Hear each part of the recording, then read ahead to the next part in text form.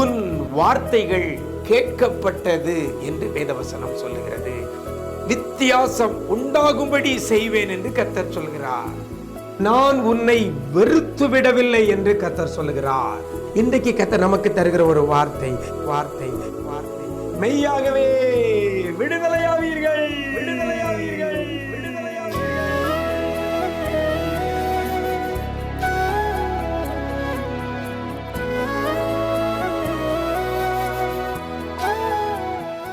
கிறிஸ்துவில் பிரியமானவர்களே, ஆண்டவரும் இரட்சகருமாகிய இயேசு கிறிஸ்துவின் ஈடு இணையற்ற நாமத்தில் உங்களுக்கு அன்பின் வாழ்த்துக்கள். நல்லா இருக்கிறீங்களா? எல்லாரும் ஆண்டவர் கிருபையில் நம்முடைய நிஜம் தொலைக்காட்சி நேயர்கள் எல்லாம் ரொம்ப நல்லா இருப்பீங்கன்னு கர்த்தருக்குள் நம்புகிறேன். ஒரு நாளும் வேத வசனத்தை கேட்டு அந்த வார்த்தையை பிடித்து ஜெபித்து விசுவாசத்தோடு நிறைய காரியங்களை நீங்கள் பெற்று வருவீங்கன்னு சொல்லி கர்த்தருக்குள் நம்புகிறேன். அநேகர் சொல்லுகிற சாட்சிகள், ஆண்டவர் இவ்வளவாய் உங்களை நேசித்து உங்களுக்கு அற்புதம் செய்கிறது நினைத்து மனதார ஆண்டவரை துதிக்கிறேன். இந்த நாளிலும் கூட யோவான் சுவிசேஷம் 8ஆம் அதிகாரம் 36ஆம் வசனம் சொல்லுகிறது, மெய்யாகவே விடுதலை ஆவீர்கள் என்று வேதவசனம் சொல்லுகிறது.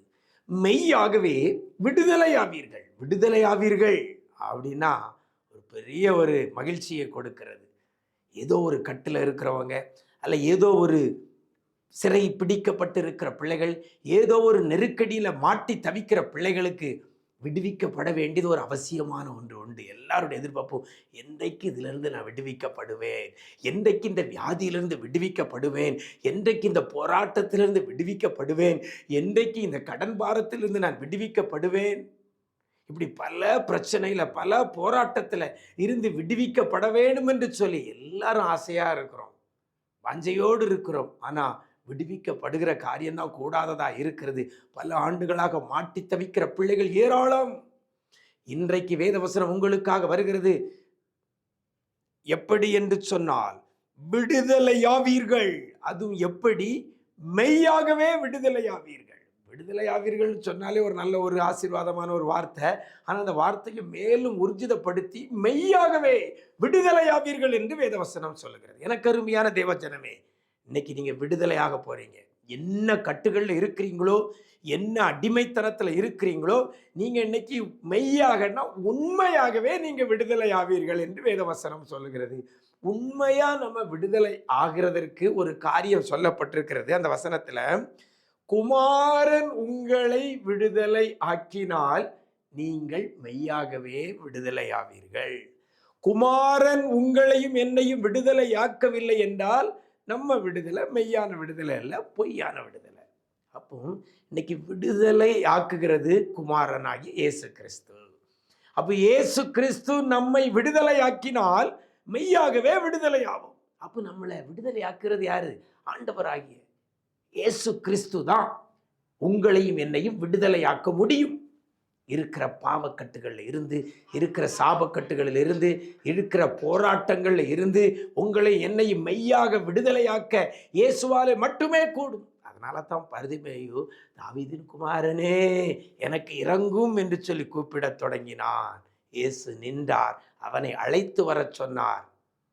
அவனுக்கு அழைத்து வர சொல்லி ஏதோ பிச்சை காசை போட்டு அவன் அனுப்பலை. அவன் அந்த பிறவியிலே இருந்து கண் பார்வை இழந்த நிலையில இருந்த மகனை அந்த நிலையிலிருந்து கர்த்தர் விடுதலையாக்கினார். எனக்கு அருமையான தேவஜனமே, இன்னைக்கு நீங்களும் நானும் ஆண்டவராகி இயேசு கிறிஸ்துவை நோக்கி கூப்பிடணும்.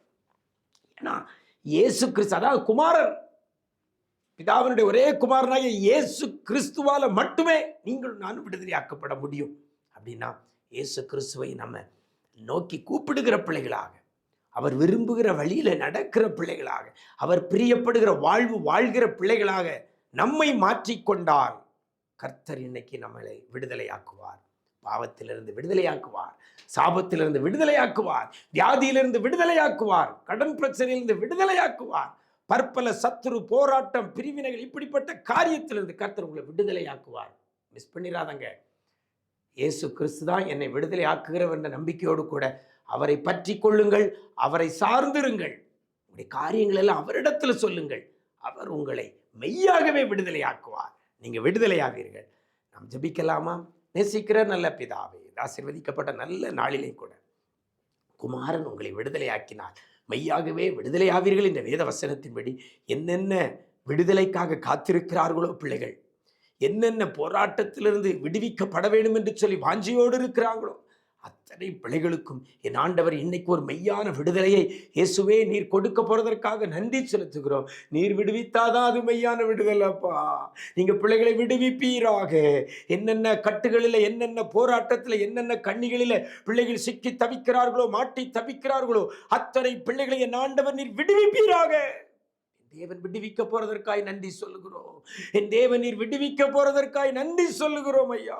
கிருபைகள் பெருகட்டும், கிருபைகள் பெருகட்டும். ஒரு மாற்றம் உண்டாகட்டும் ஐயா, ஒரு மாற்றம் உண்டாகட்டும். ஆண்டவரே, பற்பல போராட்ட கட்டுகளிலிருந்து இன்றைக்கு பிள்ளைகளை நீர் விடுவிக்கிறதற்காக நன்றி செலுத்துகிறோம். வியாதியிலிருந்து விடுவிக்கிறதற்காக நன்றி செலுத்துகிறோம். ஆண்டவரே, உம்மை நம்பி இருக்கிற பிள்ளைகளை வெட்கப்படுத்தாதபடி என் தேவனாகிய கர்த்தர் மெய்யான விடுதலை கொடுத்து பிள்ளைகளை ஆசீர்வதிப்பீராக. நீங்க செய்ய போறதற்காக நன்றி செலுத்துகிறோம். இந்த நாள் முழுதும் உடைய பிரசன்னத்தில் மூடிக்கொள்ளுங்க. எங்க போனால் வந்தாலும் உடைய கிருபை பிள்ளைகளை தாங்கி வழி நடத்தட்டும் ஐயா. ரத்த கோட்டைகளை மறைத்துக் கொள்ளுங்க. மீட்பர் இயேசுவின் மூலம் ஜெபிக்கிறோம் நல்ல பிதாவே, ஆமென், ஆமென். பிரியமானவர்களே, இயேசு கிறிஸ்துவை சொந்த இரட்சகராக ஏற்றுக்கொண்டு அவர் மேல நம்பிக்கையோடு விசுவாசத்தோடு கூட இருங்க. அவர் உங்களை விடுதலையாக்குவார். மெய்யாகவே விடுதலையாகுவீர்கள். God bless you.